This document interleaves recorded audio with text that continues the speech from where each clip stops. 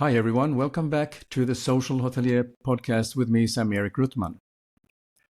This week, we have a very interesting guest. We have the CEO and founder at Centered Travel Wellness, Brian Chappon.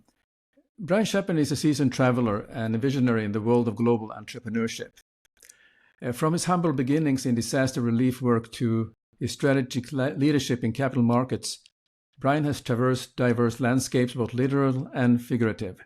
Despite facing personal challenges, his resilience shines through, culminating in the creation of a groundbreaking digital lifestyle platform catering to the wellness needs of frequent travelers. Today, Brian leveraged his expertise to spearhead investments in startups across lifestyle, hospitality, and wellness sectors, shaping the future of travel with innovation and compassion. So let's find out more about his journey as he paves the way of a healthier, more connected world.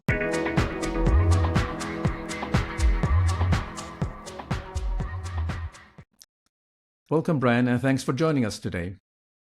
Hey, Sam, pleasure to be here. So, first of all, I think it would be interesting to understand about your background. You have had a chance to travel around the world. So tell me a little bit about your journey and professional experience and why you founded Central Travel Wellness and the creation of the digital lifestyle platform. Yeah, it's been a cool journey. Lots of ups and downs for sure, but that's with any startup and when you're trying to launch a big vision with no means whatsoever. I remember once I heard a lecturer state that a true entrepreneur is someone that takes something out of nothing. And that has definitely been the case with our team and our journey and the evolution of our businesses. I think I always had a spark and fell in love with travel. I grew up in Seattle in a pretty blue collar, lower income neighborhood, and I lived about 10 minutes from the airport. And every time I'd see planes coming, I just wanted to go somewhere. So as soon as I possibly could, my parents were this great hippie family. Literally, I'm talking hippies. Our trips were road trips and sleeping in tents around national parks. One time, our parents decided they were going to drive from Seattle to Mexico City. Can you imagine in the 80s doing that? It was not probably the wisest thing to do, but they had friends in outside Mexico City, so they piled my sister and I in the car and off we went. I think it took us 3 or 4 days to get there, which is actually pretty quick considering. And I think that's what just planted a seed. I always had a desire to see the world. I remember my senior year of high school, I was either going to be a professional athlete or work in some form of economic development, even though that wasn't really a term back then in the 90s, but had the opportunity to serve and do that overseas. Lived in the Philippines and then all over Southeast Asia. And then when I came back, I think it was part of my mom's roots from New York City, where she was from. I felt, maybe I should learn the language of finance. So I dived into an internship program on Wall Street. This is the summer of 9/11. So the timing of that was quite interesting. Yeah. And then after that, I shipped back over to the Middle East and spent some time there, and then came back to New York City around 2000. I think it was 2005, 2006, and moved there permanently. And kind of fell into finance. That was not really where I was thinking I would go. I was never a suit, but I ended up being one. It's interesting in life how you have to, rearrange and re-evolve. And so I think I've had a lot of change and evolution of where I thought I would live my life. So it's been cool though. It was never easy. So always Yeah. the startup worked with. We formed a fund back in, I think it was '05, '06, and things were going very well. And then '08 crash happened, and it was pretty bad. I like to say my life was like a country song. Lost the house, the wife. Didn't have a dog. If I had one, I probably would have lost that too. And it was the best thing that ever happened to me because it really, you reassess what is your values, what is your vision, where are you going. Both your personal life and your business life when you're an entrepreneur are always blended, and it's that blending that is very hard for some people because you lose friends, especially if you go through a divorce, and you get very intimate and personal when your life is blended together. When a lot of people, if they work in the corporate setting, they can set that aside. They can live a compartmentalized life, so to speak. When you're an entrepreneur, it's not that way all the time. You probably know this, Sam, right? It's Sure. it's it's it's a lot more complicated, and so those days, I really cherish them. I literally was at a point where I had to figure out how to live on New York City with 5-10 bucks a day. Some days none, and it was not easy. I could have moved back home. I was getting into my late 20s, early 30s. I could have done that, but I was like, New York City's not beating me. And I think I had a chip on my shoulder a little bit to prove people wrong, which sometimes is healthy, sometimes is not. But I just plowed forward and took some time. Didn't think I'd ever start another business again. And then we kind of jumped into the airport lounge business. Literally cold called Heathrow. They didn't answer me, and showed up at the airport, and that was around 2013, 14, and 15. And I kind of got inspired to start another startup, and here we are today, out of the airport business and into travel platforms and concierge business, and just seeing the evolution of where concierge and the digital age that we're in and how it was done wrong, and seeing how airports and travel is such a it's not an easy process from going from point A to point B, and it's kind of one Yeah. of those things. Why do I have to feel terrible from going to point A to point B? We always, as our team, had a passion, and then we kind of came up with the brand Centered, which was a good name, a good brand. But we that business had its ups and downs for sure. Like there was a point where we realized, okay, we're gonna launch this thing. It was right before the pandemic, and the name itself and what we're doing, some people it resonated with, and others it didn't, and that happens when you're a startup. So I have to say I'm proud of sticking with it because we had to shut actually that business down and go, okay, well, we were pretty risky trying to launch something in the middle of the pandemic, but what came of it is a beautiful uh, platform that we built today. Had to start a whole new business, whole new team, and that happens sometimes. And it's painful. It's hard because sometimes you don't want to give up that vision. But I kind of learned from the '08 crises and others that sometimes you have to put things on the altar, let it die, walk away from it, and because sometimes we try to control things too much. And so my journey has been a lot of more failure than success. Hmm. We've had our successes. We definitely have financially. We've had some successes as well, but a lot of it is just perseverance and a lot of failure and reassessing what are we doing, why are we doing this, and I think once you put that vision in head and it's clear, and what platform we built today, which is called Ask a Concierge, it really is a beautiful thing because I think if you stick with it and what we've done and where we've had people come and go in our team and literally shut down the Centered business to start something fresh. It's never easy to do that because I Yeah. think a lot of people just give up. But we knew we were onto something 5, 6, 7 years ago. It's just it took us a while to kind of figure it out. Yeah. I'm kind of interested about the it's still like I'm thinking about your trip to Mexico City and with your parents. Is there something in your DNA that you have no fear of going to a place you've never been before? Is that something that you have in a one way learned from your parents of trying something new and kind of try the path unknown and trying to find out what's going on the other side of the hill? Is that the kind of attitude that you have had throughout your life, even when there's failures, but you always find a way to pivot and find a way to find a way how to find the where you're going to go. You end up at the right place. Yeah, absolutely. I think I get that from my mom. She was somebody that was, I'm not going to stay in New York. I'm going to travel the world. And as a woman back in the late 50s, early 60s, that was not something you do. She was the first woman in the Syracuse University forestry program, which was a male-driven program, and then she joined the Peace Corps and moved to South America in the middle of the 60s. So I think it's definitely within my DNA that I inherited this adventurer spirit of exploring. My father was a climber, born in Alaska, and then moved down to Seattle, and so grew up with that Northwest spirit of exploration. Who knows? Maybe it's Lewis and Clark's fault, coming out west, but it was definitely a West Coast. I'm a big climber. Got back into climbing later in life, probably through a lot of self help.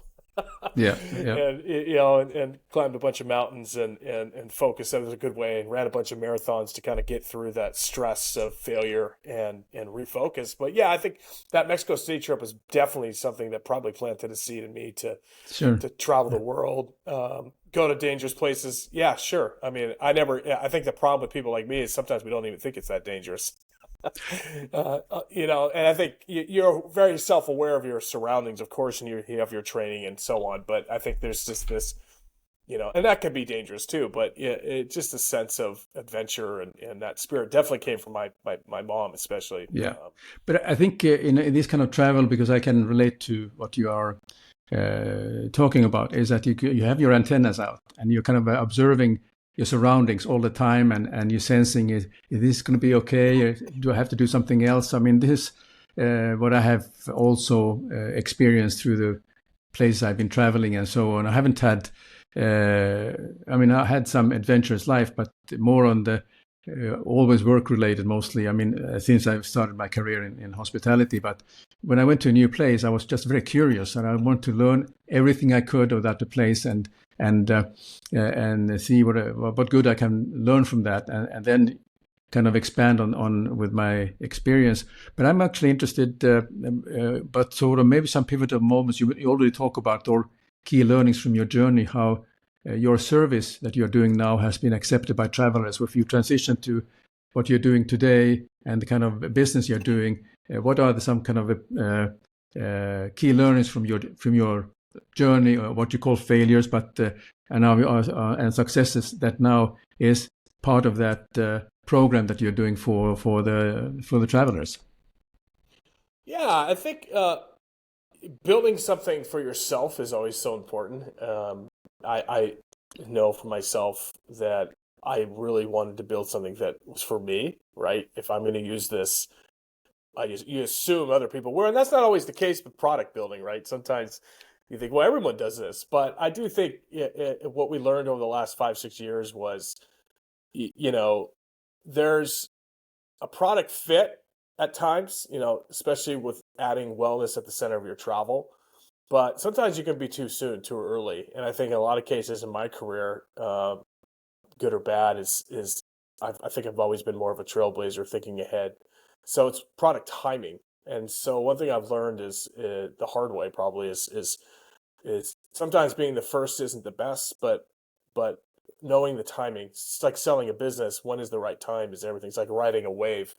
I love to surf, so you got to find that right wave when you want to sell your business or when you want to launch a product. And sometimes that wave can come crashing into you and it doesn't go as planned. But you just get up and ride the next wave. But I think for me, it's you get a little arrogant at times, thinking, "Oh, this is the most amazing platform, amazing product, and everyone will want this." And it turns out maybe that's not the case. You know? Yeah. I think though, at the end of the day, travel's changed. We are about travel, but more about your everyday lifestyle and Hmm. everyday life, offering experiences and giving you front of the line access to things that now your rewards platforms aren't really doing. I think there's a lot of the same old within rewards business, in Oh, entitlement yes. business. And what we wanted to do is disrupt that industry because we've seen it now for 15 plus years, both as card holders as well as building when we built Centered. I think Centered was a phenomenal concept, but maybe a little too early. Who knows? I mean, you can look back on it, but out of that came a pretty beautiful product called Ask Concierge, which was really the timing of this product is perfect, and big partners are looking for something new, and a lot of it had to do. We learned a lot about the financials and the commercials of B2B partnerships and what are they looking for. Everyone talks about health and well-being, but what does that really mean? Yeah. And how do you create that within a rewards program?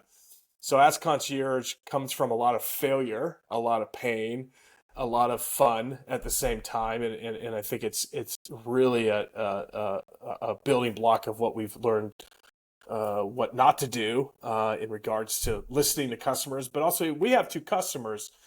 We have our subscriber partners, which are the big B2B platforms out there in the world. I'm not going to say names, but some large partners, aggregators, and then we have their actual members, their clients, or in our world, we like to call them guests. And you have to listen to both. And sometimes they're not aligned between a big B2B partnership and their members, right, Sam? So they think they know what the guest wants, but are they really listening? And I think what we've learned through our failure is to listen to the guest. It's the purity of Horst Schultz's teachings, right? I got the chance to work with Horst and meet him many times and listen to building something with excellence is listening. Yes. Right. And so for us, we were just, okay, I think we were listening to our own, when we were doing Centered, I think we were listening to our own passions, but we weren't really listening, is this relevant for the masses? Yeah. Maybe it was, maybe it wasn't. Ask Concierge is a product that we really started to look in the mirror of our business and go, okay, I think this is the right fit for everybody in the world should be using this. Yeah.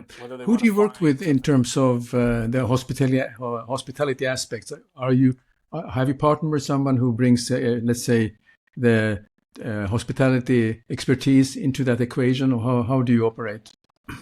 Yeah, we do. We work with some of the best people in hospitality, and we really listen to them, what their needs were. Can't say names here just because we're about to do a lot of PR coming into the next year. Okay. But you would know probably a lot of the same people we're really listening to their concierge issues. Can we do something that's more digital that provides a better value and customer experience for the guests at a hotel? I think biggest thing that we see in travel, and it's kind of an unspoken but should be spoken issue, is when you check into a hotel, the front desk or the driver or whoever, they tend to have a conflict of interest of where they tell you where to go, whether it's where you eat, what car service to use. All these things happen because they have a brother or brother-in-law that they're getting a kickback from, right? Yeah. This is something that happens all the time. Our platform solves that issue. We're getting something that's not biased, that's not kickback, that's actually giving you, if you're going into Rome, a true restaurant that's of value and a great experience that's curated by us. And same with driver. I was in New York a couple months ago, and I saw someone at a hotel that I've stayed at for 18 years. And I noticed the front doorman was recommending a car service. That car service was going to cost that person $180. And I said, no. You can get in a cab to JFK for $65 to $70 flat fee. That's the type of stuff that we're solving. It's simple, it's little, but it gives and creates trust, because that is ridiculous. And this goes on because so many people that travel into New York or London or Rome, they don't know. They don't know unless they're a discerning traveler like you and I. So what we're really trying to do is just is give people the power to be a discerning traveler, and that could be from picking the right hotel to picking the right car service to picking the right place to eat or work out. Yeah, but if you take an example of, I would be traveling from, let's say, to London, from London to Los Angeles, and I would use your services. Then how in practicality would it work in terms of selection of the place to stay and all the associated services that through the concierge services I could buy or could get? How does it work in practicality? Yeah, it's a good question. I mean, what we do is B2B, so this is going to be provided through either your credit card rewards platform, an aggregator. We're not a consumer platform, right? Although we're about to announce something that you will be able to download an app with via partnership that we have, so almost anybody could download the app and use it. But at the end of the day, that the user experience is simply created because in a really unique way that we've, like I said just a second ago, we've curated our top picks for places to eat, places to stay, places to work out, and connecting you to feel like a local, eat like a local, sleep like a local, all these things. And so it's about quality versus quantity. So yes, there's tons of platforms out there that you can use or travel agents that you can use, but is it really? It really comes down to what your interests are. So, our travelers and people are typically looking for more of a wellness focused hotel. They're looking for a healthy place to eat. They're looking for a yoga in the park, a surf lesson, paddleboard, that type of experience. Definitely spoken on activities. You can book that all in one place. It's not that we're doing anything different than anybody else. It's just that you can do it all in one place. Yeah. And so getting onto our platform, whether it's through your credit card or through some of the other partnerships that we have, it gives our guests the ability to, it's overwhelming. LA is a great example. It's very overwhelming. And it really depends on why you're going to LA. If you're going there for a business trip, you probably know what area you need to be in. Typically, we'll have offers based on an area that you're searching, whether it be Santa Monica or would it be West Hollywood, and then from there, we have offerings that pop up around that area. Some of our offerings are free. Could be a pickleball court, could be a tennis court, could be a golf, it depends. So not everything we do is a cost to the user. It's more of just the ability to connect you to the local area. Right. Yeah, I think in our early discussions, you mentioned something about human-centric focus. And I was wondering, could you speak about what it actually means to you and also how it relates to the business you're doing in terms of the kind of the services you're providing? Yeah, that's my favorite thing to talk about. I grew up with family and small business, restaurant catering business. So small business is part of my DNA my whole life. And I think now more than ever, small businesses around the world suffer. There's many reasons why. I think AI and technology can scrape away their profits and their margins. There could be many different reasons why small businesses are suffering. So we onboard merchants and suppliers for free onto our platform, and we let them be found, and we handpick them, and we don't gouge. We don't take a major percentage. If we were to look at other competitors in some ways of ours, from MindBody to ClassPass to others, they take more than 50-60% of a booking. And what we're seeing now, even in restaurants with new AI bots that are happening within Resi and OpenTable, they're scraping restaurant times and trying to resell them and not share the revenue with the restaurant. That's happening right now, and that's only going to continue to happen as we move forward with this every hour change of AI, right? So for us, the human-centered focus, when you get onto our app, you're actually talking to a real person. Nice. If I want to book a yoga studio, that yoga studio is getting a request from you, the user, directly to the front desk, or in a restaurant, the maitre d'. And the maitre d' at a restaurant, say you want to get into Keen Steakhouse on Friday night tonight in New York City, they're probably not going to give you that reservation. But with us, they will. And how will they do that? This is what's so cool about our technology. It's so human focused. You're actually messaging the Keen Steakhouse maitre d'. He sees that it's an Ask Concierge user, and he says, listen, I can get you in at 7:30 p.m. I know the ROI of my table. It's going to be $500 minimum spend. You pre-book the $500, off you go. So the revenue goes to the restaurant, and that gives you front of the line service. Would you have spent $500 for 4 at Keen Steakhouse? Yes, absolutely would. You would spend $500 for 4 at Keen Steakhouse, most likely. So it's bringing we are not a Groupon. We're not looking for discounts from our merchants. We're looking for front of the line experience. And I think that's putting that humanity back in the deal, where the merchant is being able to name their price. They know their value. We're not trying to scrape profits from their offer, so to speak. So that's what makes us unique and different. Yeah, very good. As many of the listeners know, I love technology, and here at the Social Hotelier, I always want to bring that up in all of my discussions with my guests, and the only way to keep up with the new demands of travelers is to keep up with these latest and greatest things. And nowadays, there's self-check-in, digital concierges, and keyless entries. I'm just curious what is your view on automation in hotels? You mentioned already that you're talking to a person, not to a bot, but what do you see is the way of the future? Is it still less human contact, where people are too lazy and the companies are too lazy to do it? Or do you still feel that actually we're going to reach that steakhouse maitre d' directly and have a human contact? It's a great question. I think it depends on your viewpoint and your values.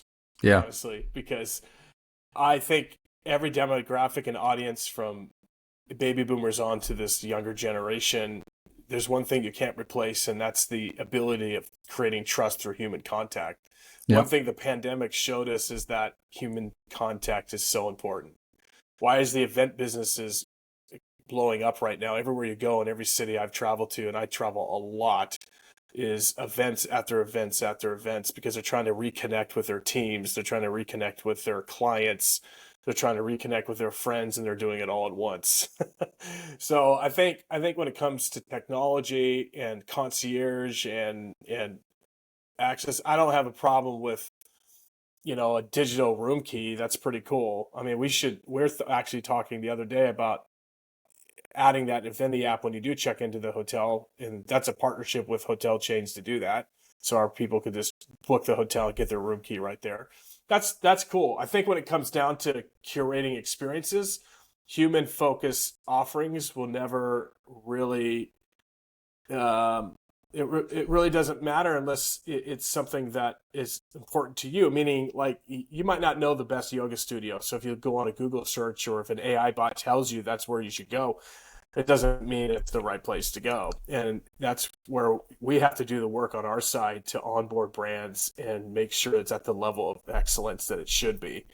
And I was using some AI matchmaking the other day of telling me where to go and eat in New York City, and it named all the very cool places from breakfast spots to pizza shops and all that stuff.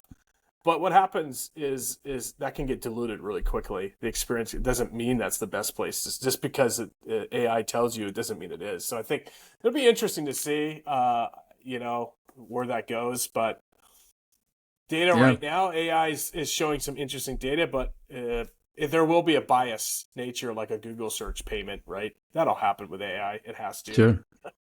You Yeah. know. Very good, Brian. I have two more questions for you before we wrap up this episode. And one question is that I always like to ask my guest, besides what we talked about, what are the other trends that you see happening in hospitality that hoteliers should take note of? Either it's from the customer point of view or from the industry point of view. Just any thought that comes to your mind. Well, I think since the pandemic, the one thing I noticed again was everyone talks about wellness, and that, to me, it's kind of silly because wellness is so generic and broad. What wellness means to you is going to be very different than it means to me, probably. And so I think the hotel industry in general just thinks if I add the word wellness, then it's going to satisfy this next generation of people booking experiences. It's not really the case. I think they have to do a better job listening. So I think the trend right now is I think there's a hold. The smart hoteliers are waiting and kind of seeing what's happening with technology, what's happening with AI, what's happening with wellness, and I think not jumping out in front and trying to create something that frankly isn't relevant to the guest. But I also see a lot of people trying to create stuff that says the word wellness, and they're just putting it on there thinking that's going to work. It comes back down to what I said earlier: is listening. You Yeah. know, just because bigger hotel groups are saying they have wellness hotels, what does that really mean? I think that's a cheap way of trying to identify through branding and marketing. That doesn't mean anything. So I Yeah. think there's a lot of technology. I think AI is too early. It's changing by the hour. Sure, we use some AI for certain things in our tech for sure, but at the end of the day, the trend, I think, if you listen to our colleagues, is how do we keep the humanity within travel? That's very well said, Brian. So I think that finally, if people want to reach out to you and find out how can they find you, what are either it's on LinkedIn or do you have a website, or how can they reach you to maybe continue a discussion or have any particular Yeah, comments from this episode? find me on LinkedIn. We'll be announcing a new website with the brand that gets to know us a little bit more. Right now, we've been very quiet on purpose.